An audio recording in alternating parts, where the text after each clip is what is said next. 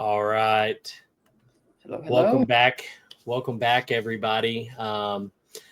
Excited to be here. And tonight we have Mr.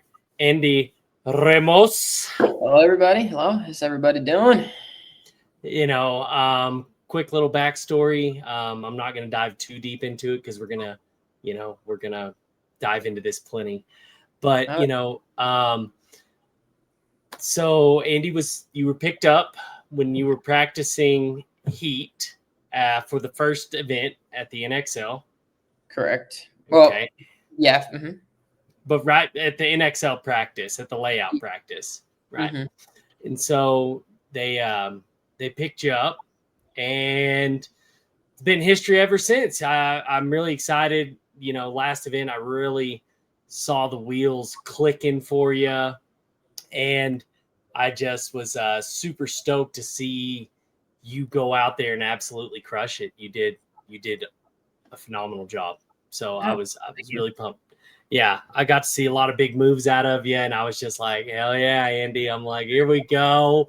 Here we go, dog. I was super pumped. So what's that? I said I was trying to cook out there. I was trying to Dude, figure. You were cooking. You had that grill on full blast, flipping, baby. Just getting it. Yeah, I tried it.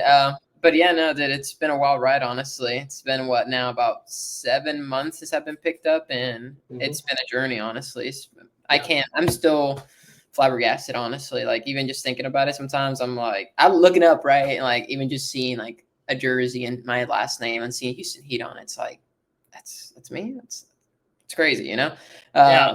But yeah, I'm seriously, I'm blessed. I'm glad that they picked me up. I'm really excited to continue down this journey and just keep learning and adapting. Honestly, that's the biggest part of it, right? 100%. Well, that's phenomenal. So let's start at your beginning, right? Let's start. When did paintball start for you? Okay. Well, most like everybody got to go and play at birthday parties, stuff like that. I played paintball like that before, but I never played tournament style paintball before till 2020. I was working in high school my senior year in a local paintball field. During that time, it was just an outdoorsy woods ball field. They didn't have any tournament style. And one of the other refs there asked me, he's like, "Hey, do you want to start shooting at each other, snapping?" And I'm like, "What are you talking about, man?" He said, "Well, we'll get behind two walls and basically come out only once this side, and we try to hit each other." I'm like, "All right, sure, why not? I got nothing else to do. Burn some time, dude. We're making some money." So his name was Luke Webb. He got me into paintball, I would say. After that, he taught me that. Excuse me. He taught me how to snap. From there, it led to a couple months down the road, him saying, "Hey, do you want to play a 3-man?" I was like, "Okay, 3v3, sure, why not? Let's go dunk some kids, right?" Right. Yeah, that was not the plan. I got dunked on, but it's fine. Very quickly. Yeah. But that was my first tournament ever. If you go to my APPA profile, you will see that my first tournament was in 2023, man. Before that, there's no history before that. So I've been now playing paintball for, after this year, 5 years, full 5 years. Yeah. But during that process, I played the 3-man, and after the 3-man, I had this local team reach out to me, which was the Texas Cyclones coach. He came up to me and asked me, "Hey, are you looking to play more in tournament style paintball? Do you like it?" I was like, "Yeah, this is pretty cool. The adrenaline is insane. I love it. I would love to keep doing this." And at the time, I came from a background of sports. So growing up, I was in cross country, track. Nice. For forever, I was just always in some type of sport. So when I left high school and I was entering college, I graduated in 2020. So it was a weird time era where I didn't have any sports. So paintball finding its way to me was pretty cool. And it was just I guess that paintball and that, I don't know, but it was cool that some type of sport came to me, or I got to it. And from there, I just kind of went downhill. We were there at 7 a.m. every Sunday, 7 a.m. to 3 or 4 o'clock. We were putting 7 to 8 hour work days at the field every Sunday. It was crazy. But to me, that's what built my whole foundation of paintball, because I I came from not knowing anything, right? And Right. now I was doing from 7 a.m. to 4 to 3 o'clock. We were playing just paintball and paintball and paintball. Yeah. And that's probably how my foundation grew so fast and how I grew so fast personally. Obviously, Yeah. there's a lot of people to account for that. A lot of people helped me out during my upcoming, but Mhm. it's insane. Yeah. So I played Texas Cyclones. After that, I played D4, D5, D4 with them. We played D3. Then D3, we completely skipped D2, went straight to semi-pro. We did a year of playing with the Cyclones, Yeah. semi-pro. Then after that, the whole team got together and said, let's come to all together, just make a new team, new name. So we did. After that, then we named it the Oilers. It's basically the same squad without a few people that weren't able to make it through or they were doing something else. Yeah. But basically the same squad. Yeah. And from there, we became the Oilers. We were I played semi-pro for 2 years or 3 years if you include the Texas Cyclone year. But to Yeah. me, that was not really a year. That was just getting us like jumping in the deep end and trying to swim up. It's like Yeah. Yeah. skip D2. So it was just like, here we go. It was the same entry at the time. Like entry was the same amount. So I was like, why would we play D2? We could just play semi-pro and just like might as well just jump in the deep end and swim, Yeah. man. Yeah. Why not? So we did 100%. that, and this would have been my third year playing semi-pro. But like you said, I got picked up the beginning of this year. We were scrimmaging Houston Heat for the Tampa layout, and I just had a good weekend. Honestly. Yeah. I had a good weekend. The right people were there watching, the right eyes, and fortunate enough and blessed enough to get picked up. Bird came to talk to me, and Pat did as well, and they took me in, and it's been great. Honestly, I appreciate all their help and Yeah. everything they've done for me so far. 100%. No, that's great, dude. I was really excited, really excited to have you on, and it's exciting to see how much you have grown within the matter of time that you've been here too, right? Like Yes. you've got a very expedited growth, and it's at a very fast pace. So I'm really excited, dude. You get up there and you get scrappy. I mean, Thank you. can't ask for much more, so For sure. it's Like Chad says, Chad George says, this is an accelerated program. that's right. That is right, my Yeah, dog. That it's is an accelerated correct. program. And I'll tell you right now, it is. Man, I bet you could talk to some of the guys that have said a couple words, I bet. Yeah. Oh, sorry, you went away for some reason. Am I still gone? No, you're I just don't see you on my screen. I see myself, but there you go. There you go. What's it called? Where's it going? I'm sorry. Oh, sorry. The first few practices we had as a team, right? Just got picked up. It was after the Tampa layout. We were practicing, right? We practiced in between events, and we were practicing, and oh my God, I felt like I wasn't getting it. I felt like this is moving way too fast. The game is too fast for me. I'm not understanding it. They're telling me, and it's insane. It's very overwhelming, right? Because you go from playing semi-pro and now you're playing pro, and you have all these guys with all these knowledge, like since the beginning of paintball, right? These guys have been playing forever. So I have Chad, Sam, Ryan Moorhead, Ronnie, even Cody, Soap, Jackson. Like they've even been playing longer than me. I have, right? Yeah, 100%. Like, years wise, I've only been playing for 5 years, so I get information from all those guys, and I'm trying to process it and apply it in the field, and it's overwhelming. It really is. Like I don't think anybody speaks on the part of coming from a semi-pro team to a pro team, and it's just so much you learn. Like the game is very different. It's just not the same. Right. I enjoy it. I think it's super fun. I couldn't drop down, honestly. I was telling somebody this past weekend or when I was at the event, I was like, I don't think I could go back to playing semi-pro. Like even I get kicked out of playing pro, like I'll figure it out. Like I'm gonna figure it out. It's like I can't. It's not the same. It's like I don't know. It's like playing the best of the best and then drop it. It's just I can't. It's not the same. You got a taste for the blood. Now you're about it.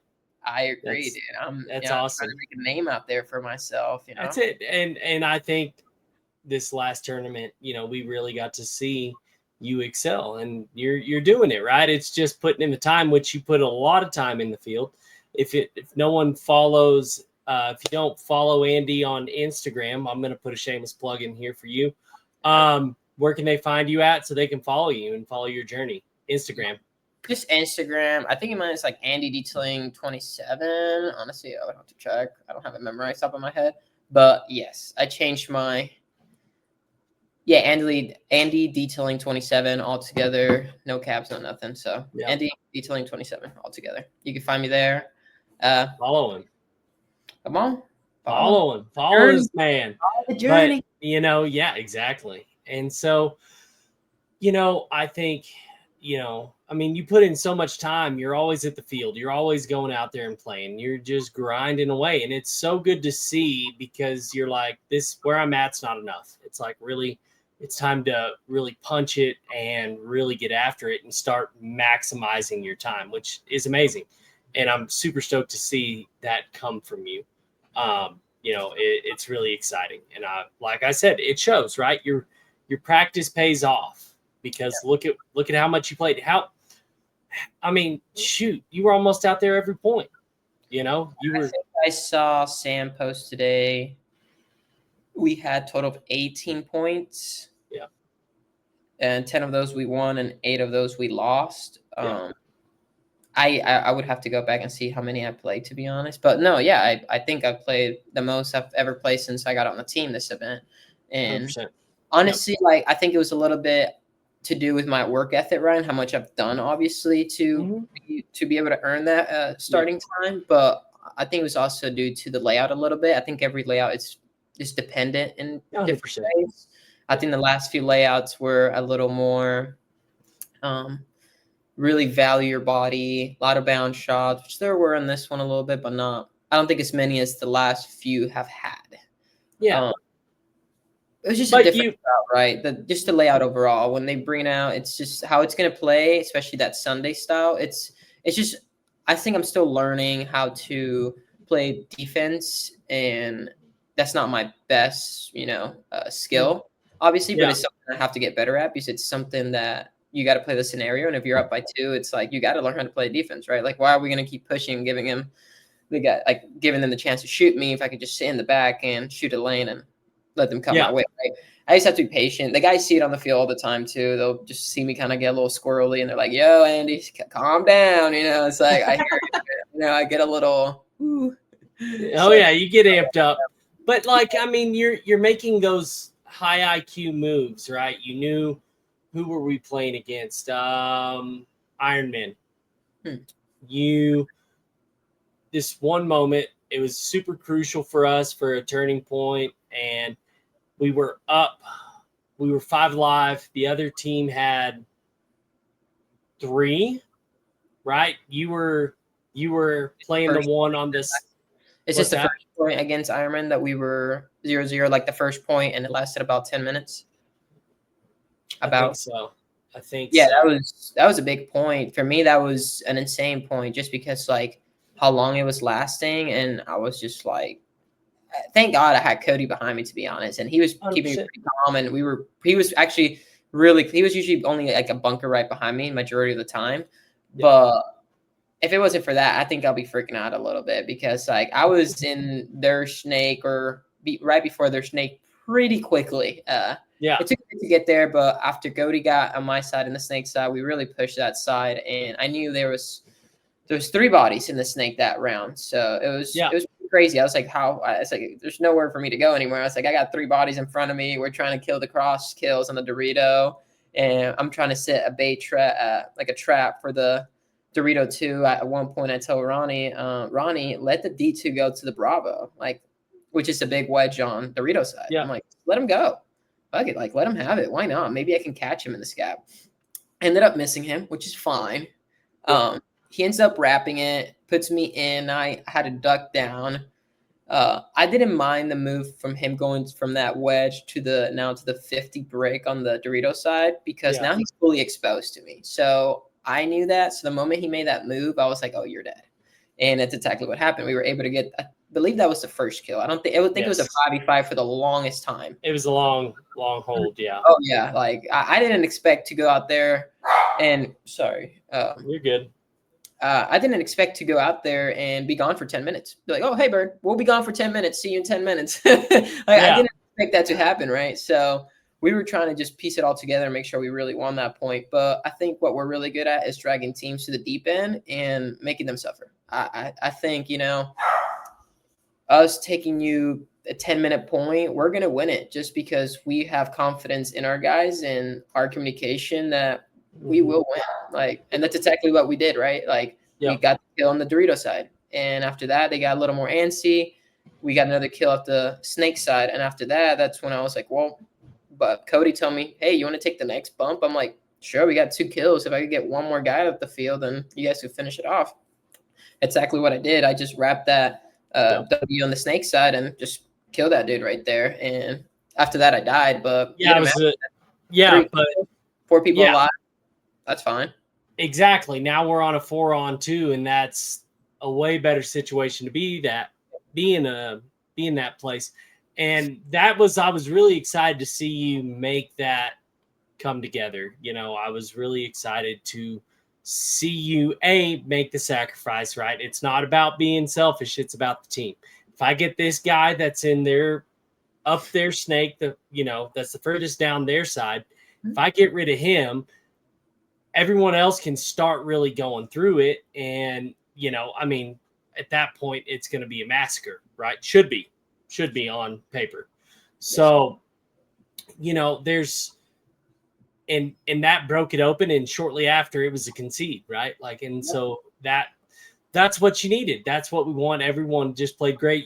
I was really excited to see you make that transition and go for him, knowing you were going to trade out, right? Because there was one in the Snake one, and he was in that tower.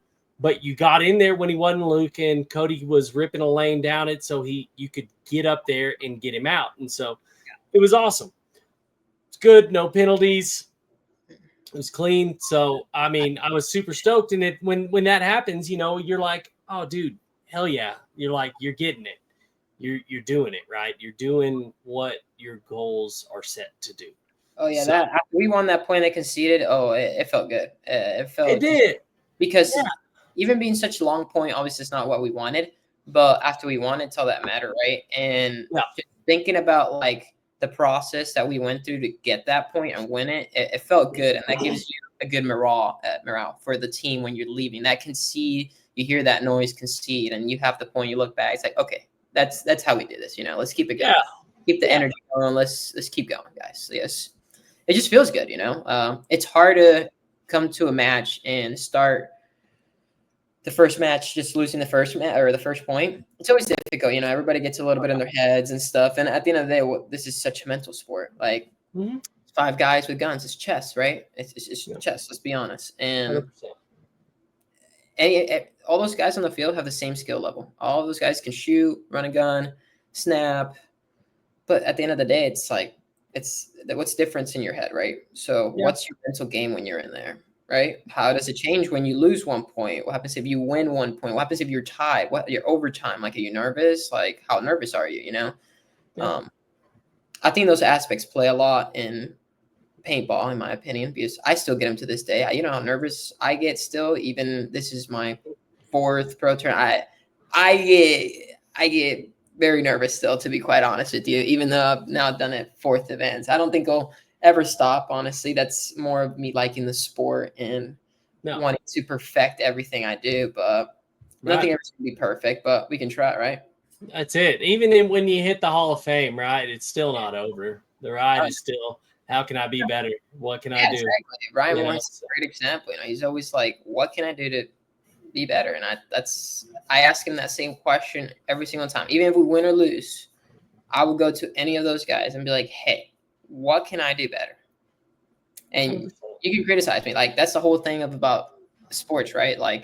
If you can't be criticized, don't play any sports because your ego is going to get hurt. And if you have an ego, it doesn't work out very well for you. I think you got to let your ego go and be able to be open to criticism because it's the only way you learn, at least for me, and I think most people is. It used to be above my door. It was kill your ego at the door, right? Mm-hmm. So I think that is it's a good mentality to have because no matter how badass you are, no matter how good you are, even if you are the greatest, your ego will kill you quicker than anything else. So if you can leave that at the door and come hungry and learn and take everything like a sponge, I mean, you're going to be way better off. So, Agreed. and then what you said, I love quotes. I'm trying to remember who quoted it. And I'm going to beat myself up. I want to say Eisenhower, but I don't know if that's correct. I'm not very good with quotes, so I won't be able to help you here. I'm usually really good with them. But it goes, some are born into greatness and some greatness is thrusted upon them. Okay. And that's kind of like what you walked into, right? Like when you came into Heat, like they were like, hey, we're picking you up. And you're like, probably like a very exciting moment, but there had to be a lot of nerves. You're like, oh, this is the big leagues. You're like, okay, and so it was exciting and scary and nerve-wracking. It was a full like roller coaster of emotions. Let's just say it that way. Yeah. I can imagine. I remember my first pro competition, and is just like, why am I here? It's like, it's like, why? And I mean, someone sees something great inside of you and they're like, okay, we can do this. We can work with this. We can make them grow. And I remember mine, I was just like, oh, I was like, okay. I was like, I'll go do some stuff. Going out there. Yeah. I was like, I'll be here. I'm going to ride around a little bit. Just like, don't look at me. Yeah. But it's a funny transition, right? When you finally make it to where you want to be, or the starting point of where you want to be, right? The starting point, I should say. I agree.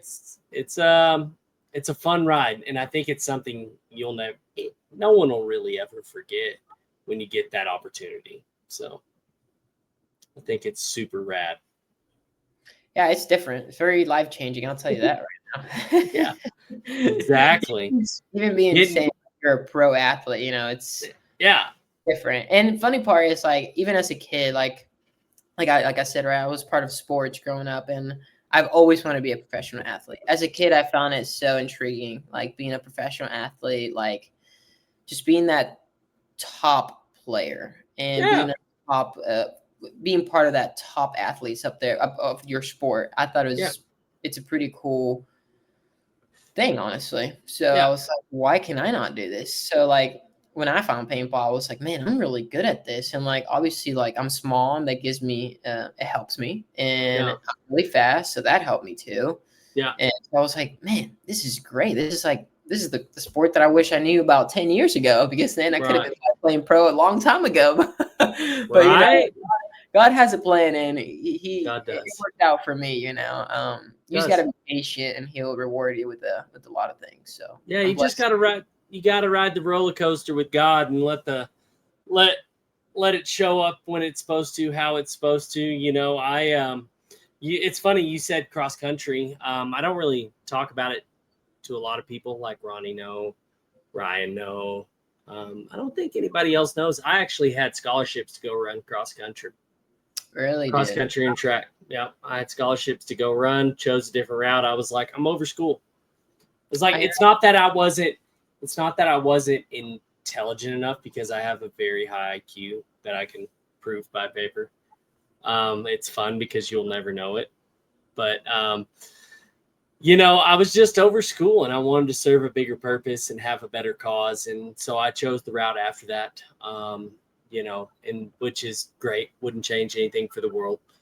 Went and had a professional career of my own in sports, and then got to go have a lot of fun. But, it's crazy. I don't make the most money in the world, and that's fine. Like, I just love what I do. And I have the most amazing skydiving, wakeboarding, stories. I've got all this crazy stuff, and now I've got all these paintball stories. And it's just like when you get to ride the roller coaster of fate.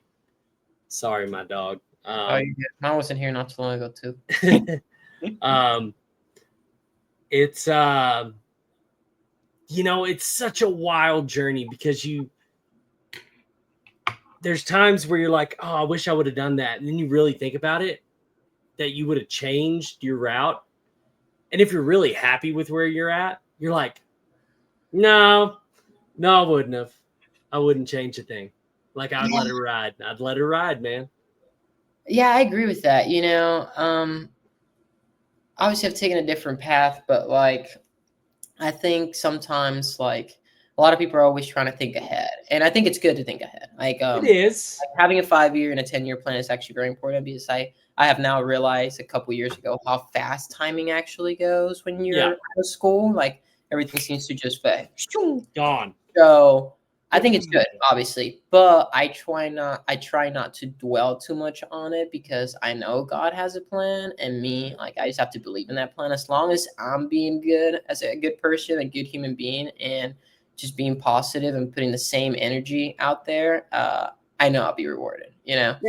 Like it's not about having to chase all these things. Like, yeah, chase them, go ahead. But sometimes God will make you keep waiting. You know what I mean? Like he's gonna make you wait, and he'll make you wait till he thinks you're ready for whatever that is, he's gonna give you. And that's how that goes, Wait, by the way, you said you got I can't think right now, I'm sorry. You're good. Professional athlete, you were saying. What do you do before that? I don't think I've ever asked you, to be quite honest. No, I'm pretty humble about it. So I used to wakeboard. Stop lying. Come on, there we go. Let it come out. I'm very humble. You don't ever hear me brag about shit. No, wakeboarding. Yeah. Wakeboarding. Interesting, dude. I've never wakeboarded in my life. It's fun as hell, dude. Dude, you know how bad I was like jonesing? I just had surgery in Cincinnati, and we were right across from Cincinnati Wake Park. Yeah. We were right across. I was like, that's what I used to do. I used to ride cable, and I was like, bro, I'm like, get us out there. I want to go ride cable so bad right now, but I was still in recovery, so I couldn't go ride. But I was like, dude, I could go rip on that thing. And it's been a long time since I've stepped on a wakeboard, probably. Oh, man. Damn, dude, that's crazy. 12 years. 12 years. 12? I know. Wow. Damn, it's 12 years since you've been on one? Yeah. Wow. What do you – is it just because of your knee or just – No, dude, just because like I live in the mountains now. It's the lakes are cold. So my buddy and I, my buddy Jade and I built the first multi-tower cable park in Colorado. I don't know, probably 8 years ago, I would say, about 7-8 years ago. He builds them. He's magnificent. You want to talk about a badass wakeboarder. Jade was sick. Yeah. But anyways, so we built that, and that is, I don't know, 2.5 hour, 3 hour drive for me. Okay. Yeah. And I'm like, no, yeah, it is. And sometimes I've beat my body up over the years. I've broken so many bones, tears. So it's like sometimes I'm okay with hanging up the towel, but when I see a cable part, I'm like, and we were that close, I'm like, bro. I was like, it's going to look ugly and sloppy, but I'll still go throw down. Send it, bring that nostalgia back. The moment you get on that thing, it's going to bring so many memories, It's like, even Bird texted me. He goes, after the event, he goes, hey, I might come out to the field. Like, let me know when you're out there. I might go shoot my gun a little bit with you. And I'm like, and he goes, I'm going to be terrible. But I'm like, terrible? Dude, it's like riding a bike, dude. The moment you fall once, you're good. Like, you're just right back. It just comes back to you, all the mechanics, everything. It just comes right back. Like, I think, at least in my opinion, I don't think paintball is one of those sports that you can go. Like, I think you could go like a year without playing and then come back. And as long as you go through the movements one or twice, like, they'll come right back to you. Yeah, and you got to sharpen back, right? You got to get back to sharp. You might be dull. Yeah. But you got to get in there to get back at it and get sharp again. And so it's just like a knife, right? It's the time you put into sharpening it, it depends on how sharp a knife will be. Yeah. So, no, that's great. I hope it gets out there. Hope he goes and runs some. Shout out Wasteland. Yeah, come on. Shout out Wasteland Paintball. We're in the Houston area. Probably one of the only guys from Houston Heat that actually lives in Houston. Come visit me. Yeah, Maddie, and I don't know the other guy, Mike. I think they were like Houston Heat, and no one lives in Texas. I was like, liars. I was like, we got Andy, dog. We got one. We got Andy, and then our coach still lives in Texas. That is correct. Maddie, if you're listening, dog, we got some Texas people still. Yeah. Don't you worry. Mishka, when he comes into town, he stays over here. So that's right. That's a total of like 2.5. Yeah. It's funny. I was flying home Monday. I bumped into Maddie at the airport. And he was walking by, and I was like, Maddie, I was like super stoked to see him. Sat down. He didn't know. It was funny. I bought him his lunch and stuff, just because I appreciate what he does. And Maddie's a great guy. Shout out to Maddie Marshall. Love that guy.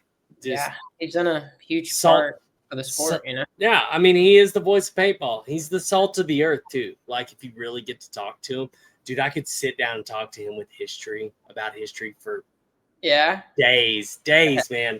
I love history, and so does he. So I, sat down. We were both about to split for our flight. And anyways, I was like, he's like, oh, give me my check. I was like, I already paid for it, dog. I was like, I got you, pimp. I was like, appreciate you. No, and it was just like, it's fun, right? Like, paintball is so cool. Just all aspects, like the people you meet, the people that are iconic from the beginning, the people that now have made paintball what it is. It's such a cool aspect of life. It reminds me a lot about like skydiving, because man, I did a lot of skydiving. It's funny, you're sitting next to millionaires on the plane getting ready to go up for a jump, and then you have a dude that delivers pizza that saves his tips to go jump. And it's just like, these different worlds collide, and it's cool. Paintball reminds me a lot of that. Really does. I definitely hear you in that aspect. Yeah, I've met like people who are very well off in the industry, and then there's people that, well, a great example was me. Even before I even joined Houston here, I was basically working to play paintball. Like, I to be quite honest, I don't know how I did it. Even sometimes, even get my bills paid on time. Like, it was pretty wild that I got everything done, and that's seriously, like, that was just all on me. Like, obviously, like, I have the help of my amazing girlfriend, but like, she supported me the whole way and really pushed for everything. So it was a wild ride, to be honest. Playing. She's a keeper, by the way. She is a sweetheart, dog. She's a sweetheart. I finally got to meet her. Yes. She is awesome. She is awesome. She'll be at World Cup, so you guys can talk a little more, get to know her a little bit more. Hell yeah. Dude, super, super awesome. I met her the night we went to the country club. Yeah, that was great, dude. That was really, really awesome. What's up? You were talking about Maddie Marshall. Sorry, I think actually the first conversation I had with Maddie was probably this weekend, actually. Really? In the podcast, I think Friday, I want to say. Yeah, it was Friday. I was hearing the podcast where I was watching her plays, and he said, well, it says Saldan, I guess, in my APPA, and I don't have a middle name. My actual name is Andres Ramos Saldaña, but two last names, exactly. So he came up down from his tower, and he saw me. He's like, "Hey, by the way, like, is it Ramos or Saldana?" I'm like, well, it's both technically, because they're both my last name. So, but I don't mind whatever you call me. So you can say Ramos is fine. Like, what's behind my jersey, it's completely fine to call me. But in APPA, like, he probably has like a list, and it probably says so, because that's what it has in APPA as my last name. I don't know why I didn't put both. I don't know. Huh. But yeah, that was pretty funny. But that was our first ever conversation. Okay. He's a hard man to get a hold of whenever he's at the field. You know? Yeah, the only reason is because, like, the ladder was right there, and then we were switching pits, and we were putting it back. So it was just like perfect timing. And I kind of saw it coming because, like, I obviously like heard him talk about it the day before in the podcast, and he kind of like made eye contact with me. I'm like, he's gonna ask me, I know, and then he did ask me, so I was like, okay, let me tell him. Right, exactly. No, that's awesome. So, man, yeah, not the we'll wind it back to a little bit of paintball, and then we're gonna get into more of you, some stories, stuff like that. Oh yeah. You know, I know, because I'm going through it too. I ride, and I know I'm just a pit guy, and I have a podcast with Ryan Moorhead, with Wildman. But I ride the same emotional roller coaster that y'all do. I know y'all put in more effort, so your emotions are probably higher than mine. But it's tough to always talk about because I mean, shit, it's not even a week from Sunday, right? But I've been pretty much the whole time. But I would have questions why you wouldn't be if you weren't. Right? Like, I mean, you dedicate that time to make Sunday. You dedicate that time to win. To be the last man standing, right? And that's the reality of it. Sadly, there's 19 losers in the NXL Pro League, Pro Division. Yeah. And I think, as far as what this is, it's a learning opportunity, and hopefully everyone takes the time to understand what happened, watching footage, dialing stuff in after you watch the footage, being better, coming up with questions to ask, hey, we didn't do this event, or we didn't do this match that could have made a difference. Why? Right. And so I think those are important things. And it's obviously time and reflection is what's going to, help us through these times. Right. But it also, with who we have, it fuels the fire, man. It really does bring, when you don't make a Sunday, it hurts. It hurts, but it's going to bring the best out in you. Yeah, it definitely puts lights a fire under your ass. I'll tell you that right now. Yeah, exactly. And then it makes you hungry. And then it makes you look at things maybe differently. Like I said, I know I'm just a pits guy, but I mean, y'all are all my brothers. Y'all are all my family. I mean, I spend more weekends out of the year with y'all than I do going back home and seeing my family. I hear you on that. And it's like, y'all are that. I come to y'all's practices sometimes, and I'm there at team dinners and travel and all this other stuff, right? And it's like, it hurts. Yeah. I only have an inkling of it, but because you're part of that energy, right? Like, you're surrounded by that energy. So like, even you being there, just because you don't play, doesn't mean you have those emotions, right? Like, you're still helping us with so much. And you're hearing, obviously, thank you, and you're hearing our conversations, and you're part of those conversations, and that energy carries through everybody in the pit. You could tell, like, anybody that's in that pit, if we lose that match, like, it's not just the guys that are bummed and thinking about the match and what could have been better. It's also like our pit crew. You could tell their energy is also like, damn, like, fuck, like we didn't make it, or we didn't win that match. It sucks, but you adapt and overcome, right? Always. You got to obviously harp on it in a good way, not in the wrong way. Don't harp on, obviously, not the winning part. Harp on, what can I do better, right? It's that same question that we come back to. It's like, what can I do to be a better paintball player? And it's not even what can I do better. It's what can we. Mm-hmm. And I know it's an old saying, it's been beaten to the ground. There's no I in team. Ooh. This is everyone that starts from, from newest player to the coaches. Like, I mean, it's everybody. Pits, like, it's everyone, because even if your pits are off, then guess what? You're not going to play well. Your paintballs aren't tipped right, and they've expanded and become soft. You're running bounce shots. You're doing all this stuff. I mean, it's every aspect of the organization. Yeah. And Even the guys sitting like not playing that point, they got to also bring that energy when you're done playing. That point's over. Like they got to help too. You know, like I think that's always been a huge aspect. And I learned that in my divisional, like during my divisional time. Yeah. If somebody in the pits is not necessarily mad or sad, but they're just butthurt that they're not getting play time, and I'm not saying anybody on the team obviously does. No, and go ahead. Yes, from previous like learning in my divisional, it's like people do get like that, and that does bring down the pit. It brings the whole energy and the mood down. Like imagine losing a point and then coming into the pit and just seeing kind of like that person making eyes. Like, you know, it's not a good feeling, and like I've had that happen in divisional. So like I'm glad that we don't have that in our pits. I think that's a factor, because if that was there, then it's just an extra thing to worry about. And there's already enough to worry about in the pits as it is. It's chaotic. If anybody's ever been in a pro pit, everybody knows it's a very chaotic moment. It's a lot of emotions going through air. You only get 2 minutes, right? You get 2 minutes to not even sometimes, right? That's sometimes.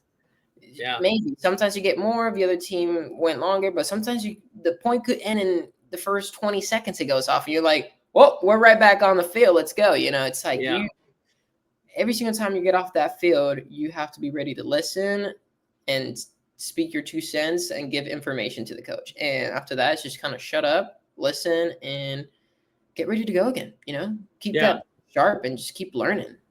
Yeah. And, you know, the funny thing about the pits is I've been in the pits long enough.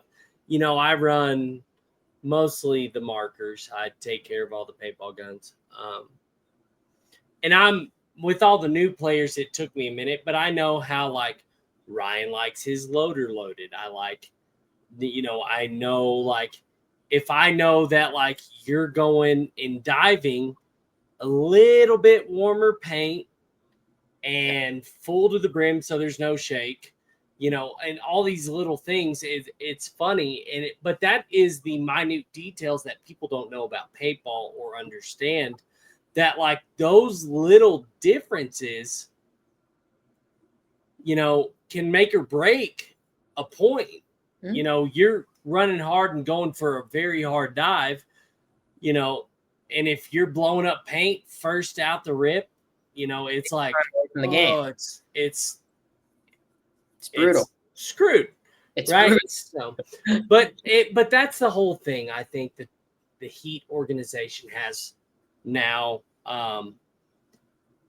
What's funny is like I might get chastised for this. We used to have some negativity in the pits, and like it was just infectious, and it was just, pardon my language, just outright shitty. You know, this year I think we have this great atmosphere. Everyone's hungry. If you're not playing a point, guess what?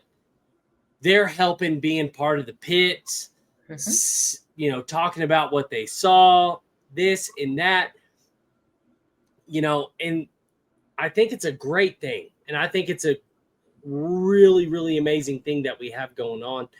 We just got to find our mojo. You know, I mean, you got to think, what do we have? It's right so there. Close. And keep in mind, like, this is a full rebuild here. Like, yes, that's like, what I was going to say. There's still. We have Ryan, Don, Mish, Chad, Sam. So you have enough. You have 5 veterans, right? That've been in this organization since it began, right? You do have those 5 guys, but the other 5 guys or 4 guys that came in are completely brand. No, not completely brand new. Some of the blast camps played pro before they joined, but like that's this organization. That's a lot of different characters, personalities, and that you're bringing to a team. 100%. So it's big, especially to Houston Heat. I knew just growing up watching people watching Houston Heat, they never changed roster. They have they picked up Tyler, they had Connor Kelly a little bit, but like that was 1 or 2 pickups done in like 2 or 3 years, you know? Yeah.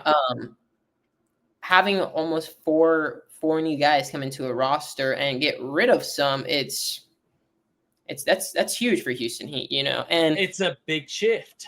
And honestly, like, I think obviously we could do better and we will do better. because what our jerseys carry. Our jerseys say Houston Heat. And when I put that jersey on every single weekend for practice or tournaments, it's not about me, right? It's now about this organization that's been the top 5 contending in the pro league for the longest time. And it's about keeping it there and being the best of the best, because that's what they're known for. You go back and they have a winning record of World Cups and overall just winning. And I think everybody in our team right now, that's what they want. They want to win. And as long as we keep that in mind, I think it's just about time, to be quite honest with you. Like you said, we're finding our mojo. It's just time now. This is our 4th event. We got the 3rd. We made one Sunday, and I think we were very close to the last few. Or am I being correct on that? We went 2 Sundays, Tampa and Cincy. Okay, yes. We missed Atlantic City. Yes. No. Yes, we did. Oh, yes, we did. Yeah. Yes, we did. See, don't ask me questions. I don't know anything. You're good. So right now, 2 for 4. You know, like it's like obviously it's not where we want to be, obviously, but I think it's.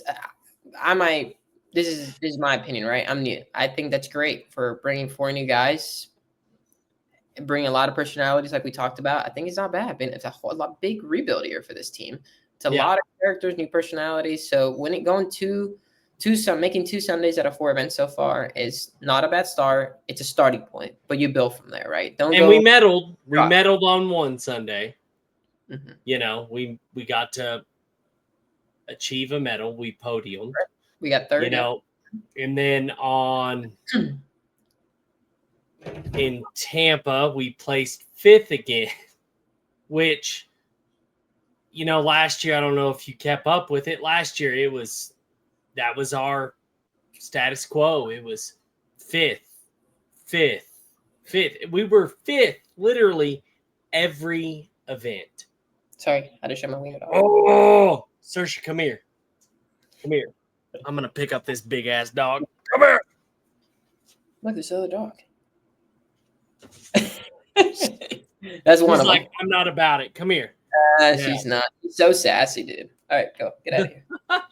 Thank you, Saoirse. You were saying 5th place, yes. Yeah, it was 5th every year last year, which was crazy. We were so consistent. I didn't keep Yes. Wow, okay. Yes.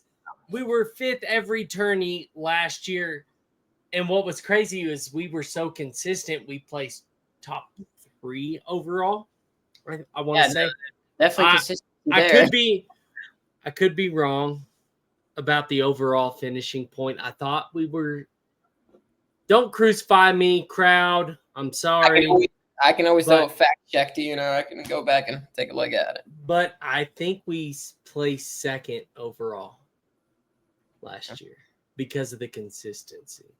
Yeah, that's good. Like, honestly, not where you want to be, but you want to get by getting knocked out every first match on Sunday. That's not where you really truly want to be.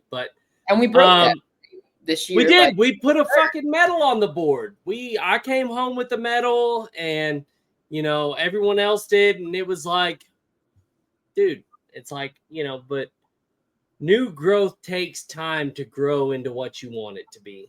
Mm-hmm. So, you know, it is what it is. I know everybody, you know, everybody is not happy about how we wound up.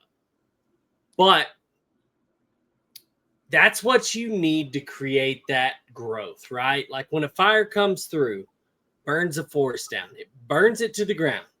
The new growth, when you give it time and give it the right nutrition that it needs, guess what?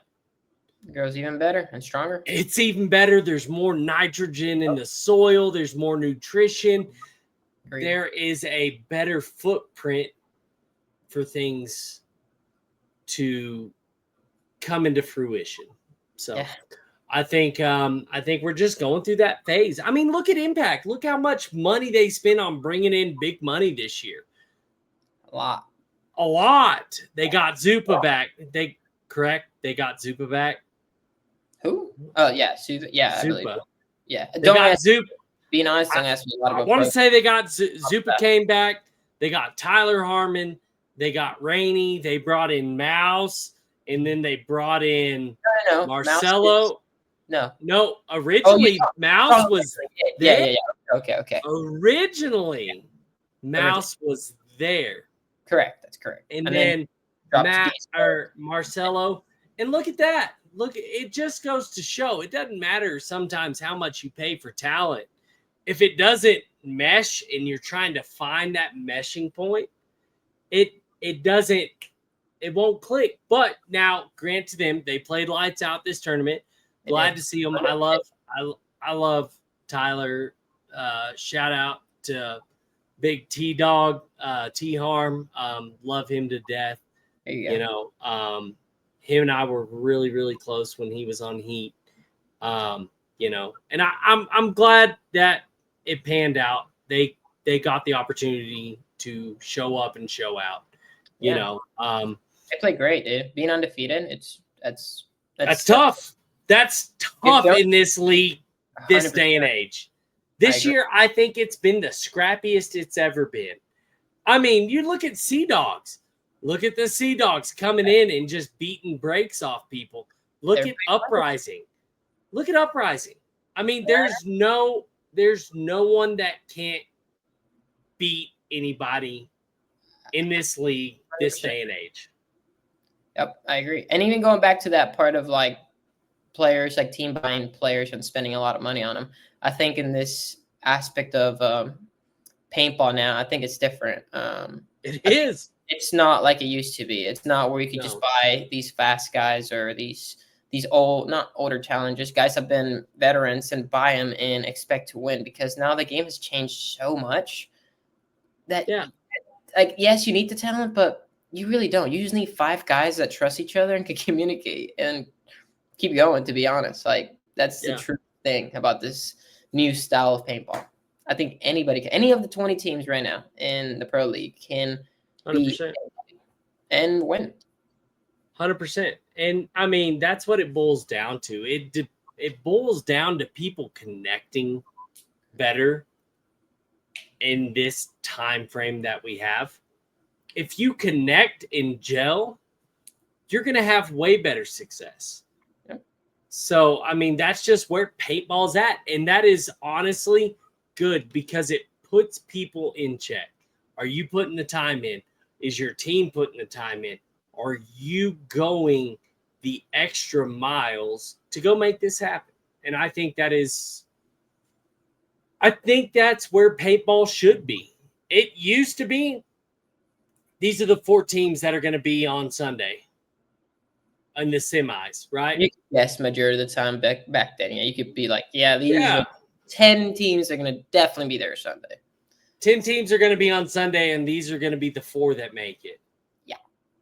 You know, and that's just how it was. And I'm honestly glad to see that come into reality because it makes everyone take onus, right? Like, you have to own that. And so, you know, there are times where certain players get a field layout where it's like, this is our field. This is not this crazy BS. This is a little more traditional. And you get those players that excel in those. But there's also so much change up in layouts nowadays. Yeah. There are those teams that are like, if we put the time and effort to understand this, then we're going to excel. And you see it. I agree. So, and even going back to this layout, right? I feel like this is the most traditional layout we had 100%. The beginning of the year. And I think that's why I think I play the way I did, you know, and the team did. But yeah, I definitely agree with that aspect of like layouts are a little different. They're changing quite often, and the amount they've changed is crazy. You know, and I want to say this, shout out to Mr. J. Frey himself. Mm-hmm. He does all the X-Ball Classic setups at Blast Camp. He creates the fields and all that, right? He does a great job. If you really look at those fields, you're like, man, and I've got to pick his brain a little bit, and he said it on here, but there are those moments like where we're talking about it and he says, I just want a field layout that's never been seen before. He's like, I just want something completely different that is going to be, and I think that's great because it keeps you on your toes. It's not just about, oh, I've played this layout 20 times. It's like, no, now you got to think. Now you got to understand some stuff. Now you got to get creative, and I love when players get creative. I remember seeing Sam Monville 2 World Cups ago, and I really got to see Sam Monville shine. It was so cool. There was this moment where he just he wasn't even in a hurry. Sam now. You understand Sam. Sam was just creeping up the 50, and there was all this crap in the middle. And Sam's just going up there, gunfighting in one spot, getting low, getting around, just gunfighting. And he's just working this area. And I'm like, that's it though. That's what the creative, yeah. And he's definitely that's paintball, man. He's one of those guys that gets very creative. I pick his brain as much as I can on the field because his understanding of how the field breaks down. Dude, I've never met people like him. That Sam is so intelligent, though. He's so artistic with it, and Sam is just this guy that's gonna come up with shit that you're like, no, that shouldn't work. And Sam's like, hold on, let me show. I want to show you something, and he goes out there and he does it so artistically. And I'm just I'm watching Sam and I'm like, what in the hell is going on here? I'm just I'm like, this is amazing. And he'll find spots in bunkers when you're crawling and there's a gap and you have a straight line through. I'm not trying to run a secret, dear Lord, sorry. And he'll just find these things on the field that just change the game. They can literally change the game. Sam does a fantastic job with all that, and I love it. I love it. But that's what I love about paintball. What's that? He's definitely a big brain to have on the team. He's big brain. Yeah. Big brain. It's fun. Sam and I have a lot of war banter with each other, and it's like when we were our last dinner together at the Smith's friend's house.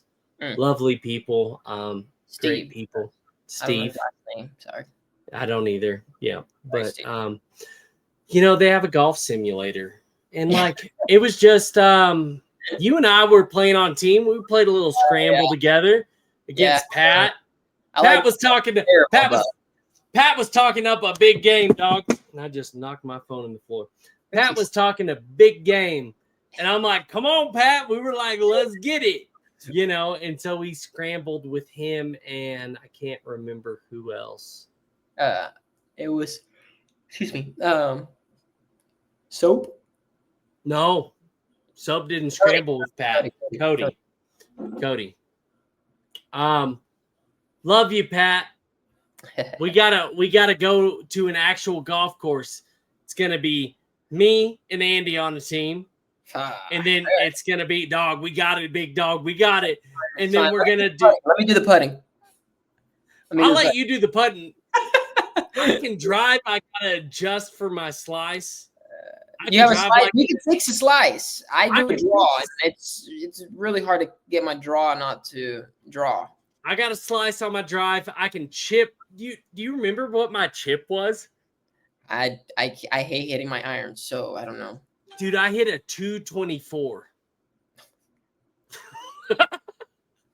That's fine. You do the mid work. Don't worry. I this off. You can do the mid work. I'll just you putter in. You putter in, big dog. Bro, I can drive. And what's funny is I can drive in a straight line. I don't know why. When I put a driver in my hand, I'm like, you just want to smack that. I'm like, I get too. I get hard on her, you know. Uh, I give her the juice. But so Pat, this is gonna have to be we're gonna have to make it happen. Definitely. Shout out to Pat McKenna and Cody LaPapa. We're gonna all have to get on the golf course. We're gonna run a scramble, and we're gonna duke it out. We can do it one of the weekends of practice when on our off day. We can go a country club at my apartment right here. I have access to it. I can get us all in. We have 3 courses to choose from. $25 each person for 18 holes.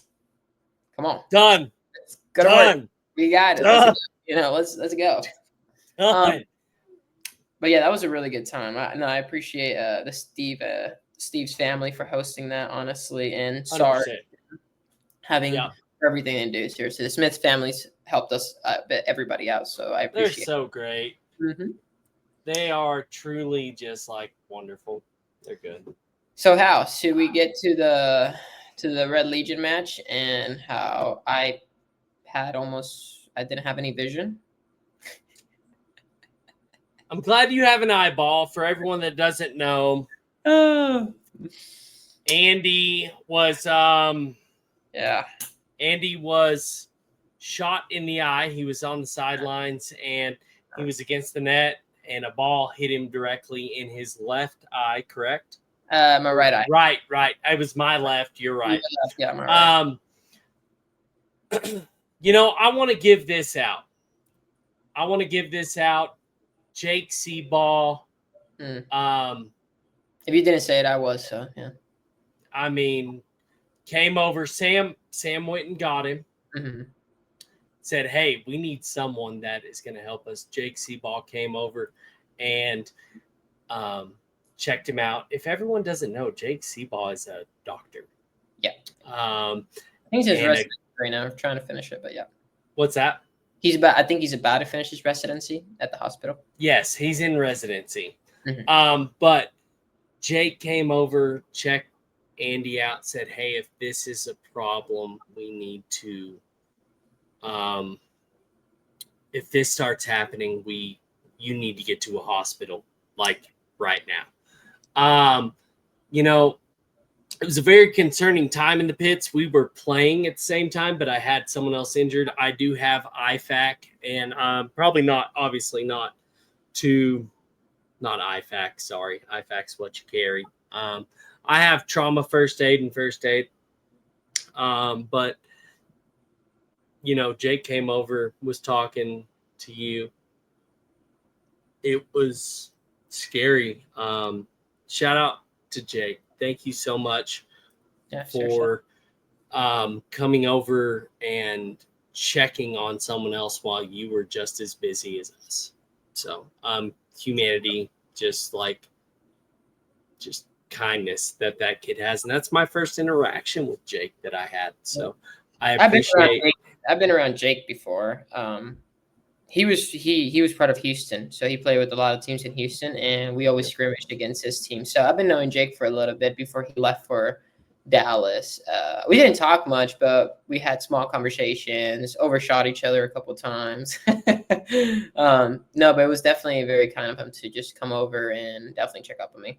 I knew I was probably going to be okay, but I was getting a little worried when I was seeing like a black curtain really come in, because if you don't know about this, I was in nursing school before I switched my major about 8 months ago. Yeah. So I kind of knew exactly what was happening. I've read books, I've heard it in clinicals, so I knew what was happening. As long as exactly like the process Jake did to me, it's the same process I would have done as a nurse to somebody. So I was expecting what he did to me. And the moment, like at the hospital, like the only thing they're going to do is check your pressure in your eye. Like that's the only thing that I'm really worried about, right? Because at the end of the day, they're not going to be able to do anything. I need to go see an optometrist to really get somebody to help me, right? So I was like, as long as I have a lot of pressure being built up in my eye, then we're fine. As long as it's getting better, we're good. And it did, thank God, By the end of the night, the black curtain, I'm going to describe it. I was in the net watching, I think this was when they got their 4th point Red Legion. during that point.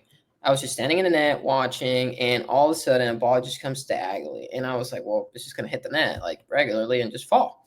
No, this ball came with some extra juice, pushed the net back, and hit me in the eyeball. But it was significant. I mean, just right there, perfectly. And I mean, it felt like I just shot an eye. I was like, "Oh my god, I can't see anything." And the crazy part about this next is then the point ends, we lose, and then Bird goes, "All right, blank, blank, blank," and it says my name, and I'm like, "Oh shit!" Well, let me tell him like I can't see. Like, I'm not gonna hide. Like, there's no reason to hide it. So I was like, "Hey, I can't see out of my right eye right now. Like, I can, but it's very blurry." And it wasn't too bad yet. And he goes, "Well, can you see?" I'm like, "Well, I can see, but it's blurry." He's like, "All right, we're gonna send you here." I'm like, "Okay, that's fine." That's the point where we lose. I forgot who we lost, but we lost 2 people during that match. And it was left to me, Ryan in the D side, Cody in the snake side. And we had J-Rab in the back and Malloy in the snake. And I forget the new guy's name for Red Legion. I think he's from Venezuela, Alejandro, something. I might be incorrect. Sorry if I say your name wrong or got it wrong. But he was over there in that side of the field. And we've been burning some clock at this time. And I see we're getting real down to time. And I'm like, man, I cannot see out of one eye. I'm trying to snap. I'm looking over bunkers, closing my eye, looking with my left only to help me like actually see. It was the wildest thing ever. And at one point, I look at Cody, and I'm like, "Damn, Cody, you have 2 guys in front of you. Like, I don't think you'll be able to do anything." I look over to Ryan, and Ryan's doing this little whoop, whoop, whoop over here, this way, this way. I'm like, "Gotta go, Cody. Protect yourself." And I just went right behind Ryan, and it was one of the funniest points, honestly, because that guy bunkered Ryan, but then I got to bunker him, or I just shot him in the run through that he did with Ryan. After that, I was able to kill J-Rab and Malloy, but mind you, during that whole time, I just couldn't see. It got worse throughout the point. And to then actually, if you watch the replay back, I'll hit the buzzer. I run for the buzzer. He's like, "We need as much time to get another one." And you can see me literally go on the camera and look at the pits, just like, I can't see. Like, I was just telling Bert, like, "Dude, I cannot see. I really can't." Like, it was getting worse, worse. Yeah, no, it was bad for about 45 minutes to an hour, I'd say, for you. Had me super concerned. You know, what's funny is Ryan, I think Ryan said, Mr. Wildman himself, "Well, just look left." Yes, so it's that. So this is what led from that. So it was the last point. We had just gotten that point, right? So it's 4-1, I think is what it was. So we were able to get a point, and it's like, we need another one. We got to get the margin small. Okay. So we do the play where I go to the D3 off the break, and I get to the box, and I look at Ryan. I go, "Hey, Ryan, I really need you in my ear." He goes, "Why?" It got really bad now, and I really can't see anything out of it. Like, it got so blurry that it was just impossible to see, to be quite honest. I couldn't make out anything. So I was like, and he's not exaggerating to everyone listening. No, I was there. It was brutal. It was very, very serious. So go ahead. To be quite honest, to me, I was very scared for you. So get in the box, I say that, and he goes, "Well, look left." And funny part is, I just remember looking at me though and saying right before the point started, and this kind of digged in me a little bit to find that extra gear in me, and he kept me pretty calm actually throughout it. You see, later on I found out this has happened to him as well, but I didn't know this at the time. But he was keeping me pretty calm, and at one point he goes, "Hey, this is what makes legends," and I was like, something in me just switched. I was like, "Oh yeah, you're right. You're right. I'm just gonna go out there and play paintball, like even have to play with one eye, And I remember going to that D3, and out of my peripheral, out of my good eye, I saw the same guy diving into the same bunker I'm going to in their side, and I'm like, "Oh, I gotta get this dude out of the field. This is my only job. Get this guy out of here, right?" We got like 48 seconds or something like that. Yeah. And I remember Ryan just running behind me, running and gunning, and I just bumped to that 50 break. And I went to go kill that guy in that same Dorito I was. And I probably should have gone highway and just stuck him. But for some reason, I didn't. And that's definitely one of the mistakes I saw back when looking at the play. But either way, I get to the 50 break. I wrap and I try to kill him. But now I'm trying to snap out my right. And now I can't see out of my right. So all you see is like me putting my gun forward. and it just gets smoked, and I just die, and I just walk off. I'm like, man, like, let me get out of here. Yeah. Right after, it ended up working for us because he thought there was nobody behind me, but Ryan was right behind me, literally. He smokes him, keeps going, kills the other, and we get the point. So it's funny, bro. I told people the 2 points that we got, I was in there, and I couldn't see anything. Or No. I could see, I just couldn't see out of my right eye. Yeah. It was very scary. Yeah, that was rough. Yeah, but no worries. I went to the doctor, everybody. Optometrist said I'm good. No detached retina, no tears. We're good. So I can see. And then to make it worse, you had a contact in. Yeah, the contact was terrible. Yeah, I wanted to take it out, but then I was like, man, I think it was like my backup. Because like one of them had broken the first day I got here, and like I always bring a backup set. I'm like, you never know. So I brought my backup, and I used my right contact as one of my backups because that one broke. So I had it on, and I'm like, man, if we are playing tomorrow, I don't think we knew yet if we were not playing yet. Like I hadn't heard yet. We thought we were. We thought we were going on for. We needed 2 points to hold it off, but technically we needed 3 because we finished a .25. So we needed 1 more point from what I heard, right? I think is to make it, So at that point, I was like, well, I need to keep this contact. If I take this off, my hands are dirty. Everybody's hands dirty. Like there's nowhere to put it that's sanitized. I'm like, it's probably better off in my eye than taking it out, right? So I was like, I'm just gonna fight it, till we get to the hotel, and then I'll just put it in my case. But yeah, no, I was like, I'm not taking this out. It was brutal. I've never had that happen to me. No, it was rough. It was rough. Yeah, it was one of those things that you don't see unless you're in the pits. No. So I don't think a lot of people even know it happened, honestly. No, 100%. No, nobody probably outside of Heaton knew. Which is why you should always wear sunglasses if you're in the pits. Yeah, might be one of those, or just don't stand. At least put your hand on the dang net, Andy. Yeah, hold it out. Give it learned a lesson. attention. We learned a lesson this past weekend, definitely, man. No more standing next to the. If you stand next to the net, just put your hand on it. Hold it out, big dog. Look, I have watched so many games next to a net for 5 years. So it takes one time to lose your eye, dude. And it takes one, dude. And oh my god, that thing. Yeah, it was. That was your warning. Yeah. Put your hand on the net, dog. That's why if you see me stand next to the net, I always have my hand on that shit. Yeah. If you catch me not holding that net, you fucking yell at me. Yo, Eddie, what are you doing? Get that hand on that net. Oh, I'm gonna tackle you. Piss on yelling at you. I'm just ooh. I got some weight to me these days. I'm losing weight, but I still got the fat, dog. I'll take you out, pimp. That's funny. You're killing me. But I am, I called you, the other day, and I was like, hey, how you doing, dude? I was like, appreciate that. Genuine. Oh, dude, y'all are family. Y'all are brothers. Like, this is a brotherhood. Like, it's real. It's real, man. And like, I care about everyone's well-being. This isn't.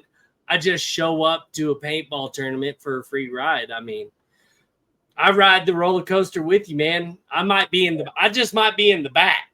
Yeah. Hey, the back is so fun. The back is the best, though. So good. You know what I mean? Like, don't worry about that. Oh, dude. You get whipped in the back, dog. I love getting whipped. Yeah, you do. But no, I'm glad everything came out. I'm glad you brought it up because I meant to ask you about it.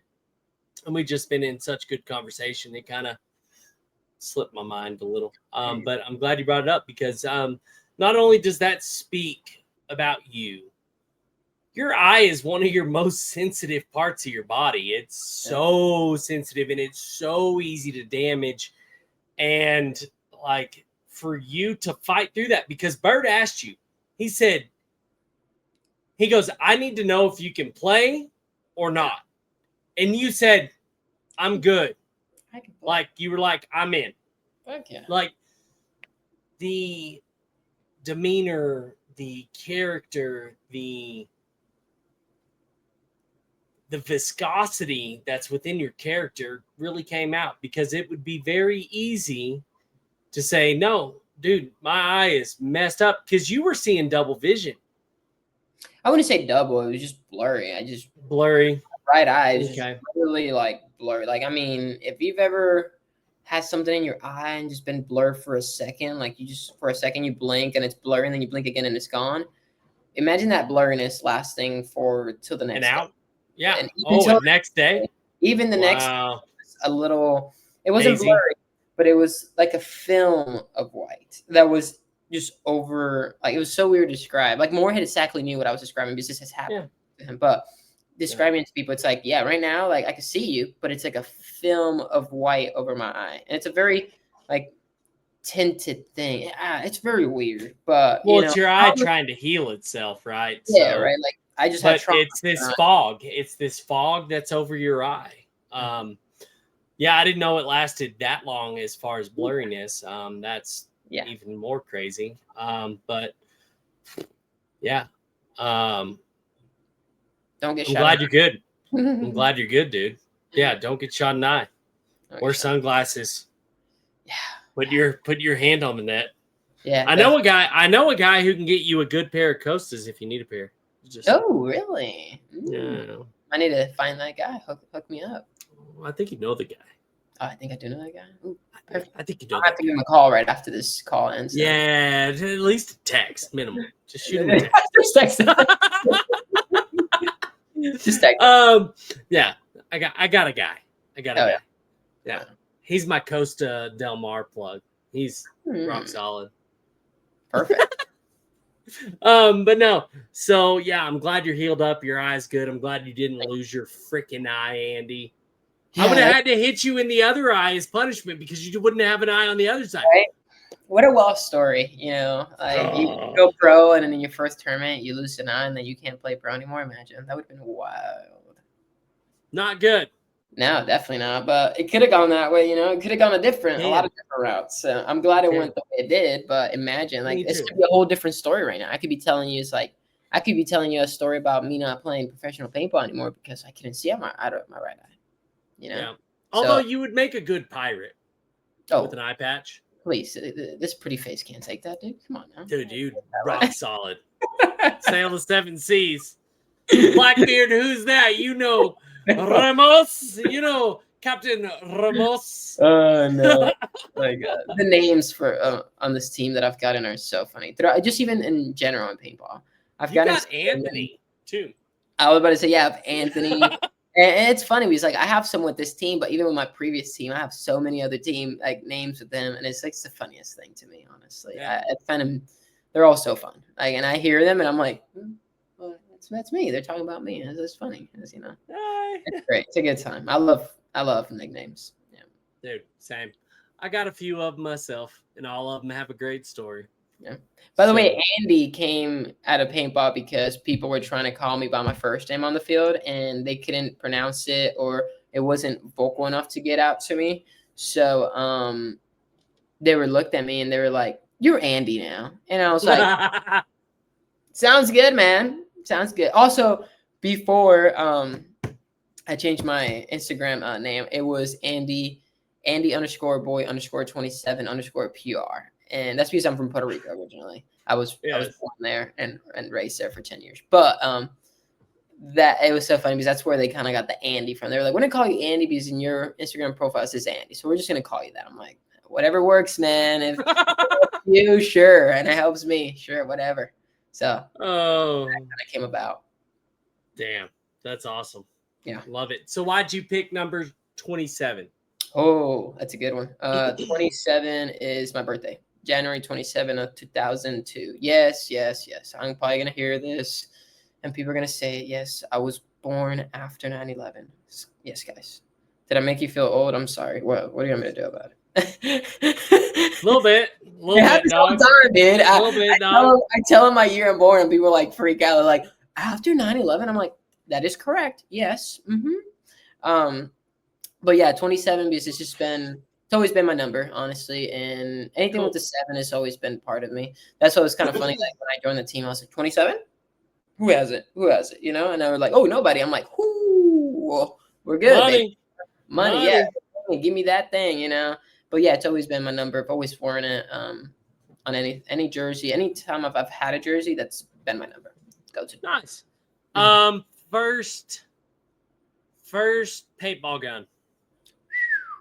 Shocker, XLS, HK. Like, I mean, old. Like, it had gone through 4 previous owners. Old. Nice. It was like, I mean, old. I wish I could. I'll find some pictures, send them to you after this is done. I bet I could find some. Find it. First match, Browns. might as well tell you while we're talking about it. What's the KLR? The HK mask. The funny part aspect. KLR. I was wearing that mask, red That and big black. boy? Still have it. That's a big boy mask. You got a little face, No, dog. it's a small one. It's a small one, not the SLR. SLR. Sorry. Yeah. No, Sorry, the one that I was using before we got the push mask, which was the black one I was wearing. I had one of those as my first one. Yeah. Okay. That was my first goggle, first paintball gun. Gotcha. Mm-hmm. Hell yeah, dude. Crazy. It's toy. Yeah, it's funny. You know, we're talking about, like, if you listen to some of the other podcasts, we talk about our first markers and stuff. And my first paintball gun was a JT Proteum. Okay. You have no idea what that is, do you? Nope. That's a spider gun, by the way. The mechanical. So okay. Technically, if you're talking about like electronic gun, it was the Shocker XLS. But before that, I had my little spider gun, mechanical. There you go. All right. I'll let it slide. Do you still have your first one? Yeah, I don't know where that thing is. I still have my JT. I don't know. Bro, I still have my JT Proteum. Wow, that's impressive. Very impressive. Yeah, it's in a box in storage. I don't know if it runs. I should take it out and run that thing. Definitely. I want to know who has the gun. I think I actually was running low on cash, and I think we were buying new guns, and I needed a new gun. So I think I sold it or something. And it broke 2 bolts. In the meantime, I had that gun. And in less than a year, it broke 2 bolts. And I was like, wow. I don't need this gun anymore. I'm done and over it. But yeah. Shooting hot, dog. Yeah, I guess, dude. Broke the piston literally that pushes the actual bolt, it literally snapped in half. Jeez. I was like, how does that even happen? How does that even happen? But whatever. Who knows? It's nuts. It's nuts. Crazy. So let's touch on this. You are an entrepreneur. You have your own business. I do. Let's talk about that. How'd you get into that?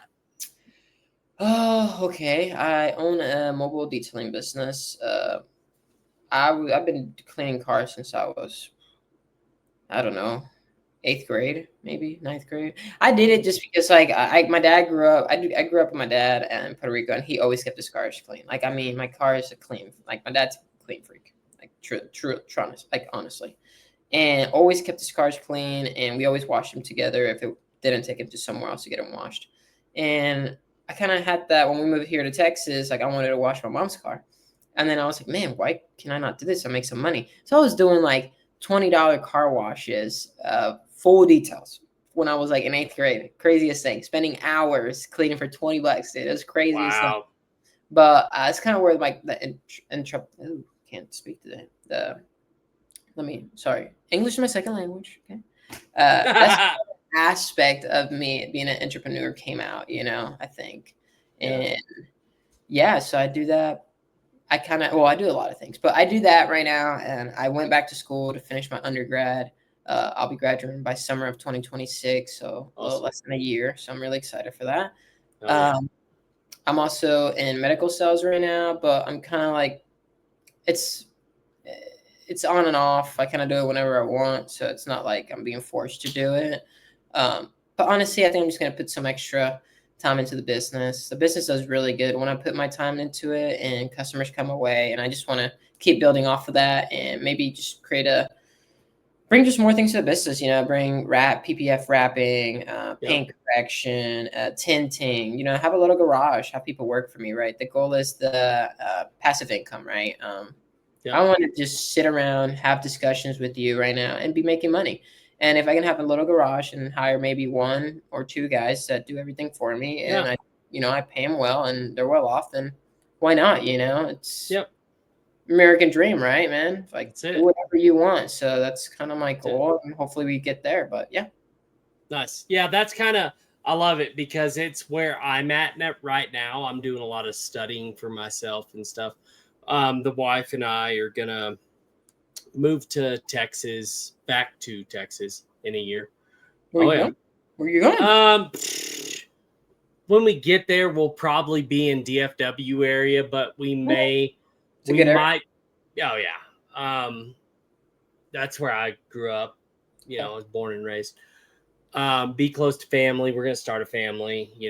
Have kids. All that jazz. Congrats. But yeah, thanks. We're trying to do it right. I don't want to have kids in Colorado. I want to be close to family. But Yeah. we might shift and move to like Port O'Connor area. We're not gonna build. Yeah, Port O'Connor. Love it, dude. Fishing town. That's all it is. 100%. Yeah. Right. And so, Especially but Conroe, the lake. what's that? Especially Conroe with the lake. No, Port O'Connor. Oh, I'm sorry, I heard that wrong. No, it's in between Galveston and Port A. Oh, okay, yeah, I'm Little not. bitty town. I know where that Fishing. area is, but I'm not very familiar with it. I don't really. Yeah, it's over by like Port Lavaca, Victoria. Oh, okay. Kind of over there. Yeah, about 2 hours for me, probably. But. It's 3 from Houston. Okay. So, yeah. But when I move down there, I want to start my my own spray foam insulation business. Yeah, yeah. And so, yeah, well, that's the thing, right? Like, I work right now. I run 4 social media pages. I run the podcast, and then I work 3 other jobs. So it's like you're spending all this time and your energy and your youth and all this other stuff on someone else. And I'm like, piss on that forever. But I'm glad you're doing it now, though. Like, you're getting the footing. It's awesome. And that's dude. like a discussion me and my girl had, right? Like, she works for a great company right now. We're very grateful that she has that job. And the job that I used to have before, right? I was working for Kroger, which is a grocery store. I had it since I was in high school. But at the end of the day, it's like, what do you want? Like, what's your outcome for life? Do you want to be working till you're 65? If that's what you want, then yeah, go get a 9-to-5 and build somebody else's fucking company. But in my opinion, I've never had that. I've always been and raised traveling, go enjoy life, enjoy your day, enjoy a random weekday and do whatever you want. And like, if you want that for yourself, you have to have your own business, or at least have the freedom to be able to do that. And to be able to have freedom, you have to have financial freedom. And you gotta get that now. Like, right, if you want to retire early, start hustling now. You know what I mean? Like, I don't want to retire at 65. I want to be 40, not even, and just be able to do whatever I want. If I want to get on a plane tomorrow and go to wherever we're going, and I want to be able to do it, right? And without having that financial burden on me. I just want to be able to do it. And a lot of people say money is not everything, right? And I agree, it is not everything. But it definitely helps to have it, and going back to that financial freedom, to be able to do things you want. That's the only reason I would say it matters. If you want to do whatever the fuck you want, then you need that financial freedom, in my opinion. Yeah, 100%. 100%. And, I know it sounds cheesy, but, bro, I want to start a laundromat, too. Like, you went to that laundromat that I sent you to? Dude. Brother. That makes so much money. You know how much money I spent doing laundry that day? Yes. It's crazy. And I have talked about that multiple times too. Like, those. Yeah. What's the word for it? Hold up here. Residual? No. It's, you can find gold in where areas people don't like. So like the boring jobs, like plumbing, dealing with trash. Like, you'd be surprised, but those guys make money. Like, probably nobody wants to deal with plumbing, but and then once you get established, hire people for you to do it, and then you sit back and handle the big stuff. the boring jobs is where there's a lot of money to be made if you can do it right. That's all I'm gonna say. 100%. 100%. So, no, I love that about you, dude. You're so young. You're starting out. You're doing business for yourself. That's fantastic. Um, Speaking of which, not to put you on the spot, are you going to come out 19th October? I don't know yet. I really don't know. I haven't even looked at flights. And now that you say that, I need to go look at flights right after we get off this call. And My wife's coming out. Okay, that's fair. That's We're gonna stay with Ronnie. Yeah. For y'all that don't know, the Rowdy Ones. Well, myself. I don't know about Ryan. We're gonna go out Blast Camp, play the Purge big game October 19th. Shout out Blast Camp, great sponsor for Houston Heat this year. Yeah, Virgil and the whole Frey family, y'all are fantastic. We appreciate y'all. I'm actually releasing. It's funny because when they hear this, they'll have already heard it. But I'm releasing Virgil his episode on tonight. I'm gonna drop it tonight. Oh, nice. It was a great episode. But by the time this is posted, everybody will have already heard it. So I hope y'all enjoyed it. Let me know what y'all think. But we're going to be out at Blast Camp October 19th, and we're going to go play the Purge big game. I think Ronnie, Soap, Jackson, I hope Cody's coming. We're going to go play. I think we're going to go play some X-Ball on Saturday. Big game on Sunday. Paintball. I love it. That's it. Oh, O2 Natalie Photography. She's a big fan of us. Of the Rowdy Ones. She got some great photos of us.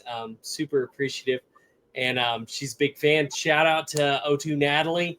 I hope I actually get to shake your hand and say hi and thank you for your support when we're out there. So just so Nat, whenever you listen to this, I'll be looking forward to hoping to finally get to shake hands with you. And if anybody else is coming out, please let us know. We'd love to have you on the team and go get rowdy with everyone. For sure. Andy, I want to say this. I want to be just very respectful of your time. We could just go down rabbit hole after rabbit hole after rabbit hole. Yes, we can. This is not the last time we will have you on, obviously. And thank you for making time for me today. Greatly appreciate it. Super, super excited and happy for your journey. Really excited to watch your growth in these past 4 tournaments. I mean, it's just been outstanding. You're really putting in the time. Andy Detailing 27 is where they can find you on Instagram. Yes. If you're out in Houston Heat, I guarantee you, if you want to come out and play with him, this guy will say, jump in. Yep. Come on. I suck at 1v1s. Get on the other side of the box. Come beat me. Seriously. I'm terrible. But every day after practice, after being tired and I want to go home, I get on that box and I look at everybody in those benches and I go, 1-on-1s. Who wants to go? Come on. Let's go. And it's good because it just brings and now everybody wants to, right? Now after every practice over, people are getting ready. He's like, you still doing 1-on-1s? I'm like, yeah, dude, come on, get on the other side. Let's do it, So I'm willing to give back. So if you're in Houston, definitely hit me up or just show up to Wasteland. I'm there every Sunday. I don't really show up Saturdays. I do my drills on Fridays, to be honest. So if you want to do drills, just text me and we can make some time. But yeah, Sundays for sure. I'm there every Sunday. If I'm not, then I'm somewhere else, but just text me. Hell yeah. There you go. You know where to find him. Yeah. Give that man a follow. Hit him in the DMs. Show some love for this guy. He's just putting in so much work, and it's so good to see it pay off. It literally made me excited. Just so joyful to get to see you get to go out there and rip it and grip it. I was super pumped for you, dude. Thank you. Appreciate that. Yeah, for sure. With that being said, I'm going to wrap it up. Please make sure to give us a follow, on the Rowdy Ones on YouTube or Rowdy Ones podcast on YouTube. We're the Rowdy Ones on Instagram. We do have a Discord open that is open for everyone to chat and talk to. And, give us feedback. I love the good and the bad. If you have anything, DM me. You don't have to mine is Cut 'em Down Hal on Instagram. If you want to DM me personally and give me just straight feedback, I love it, good and bad, because I get to grow from it. There you go. With this, Andy, dude, can't thank you enough. Thank you. I appreciate you so much. Thank you for making the time for me. And then really look forward to getting to see you when I get to see you. Hopefully it's sooner than later. Yeah, hopefully in October. Look at some flights and stuff, but yeah, for sure. Yeah. Nat and I, my wife and I, are going to fly in October 17th. We fly in the night of the 17th. And so that's how we're going to navigate it. And we'll fly out Monday. We fly out at like 4 p.m. So if you can make it, we'd love to have you. But regardless, talk to you soon. Thank you for everyone tuning in. Love you guys. Appreciate y'all spending the time with us as well, listening. So anyways, catch you on the next one. Thank you, Hal. Thank you, brother. Adios. Bye.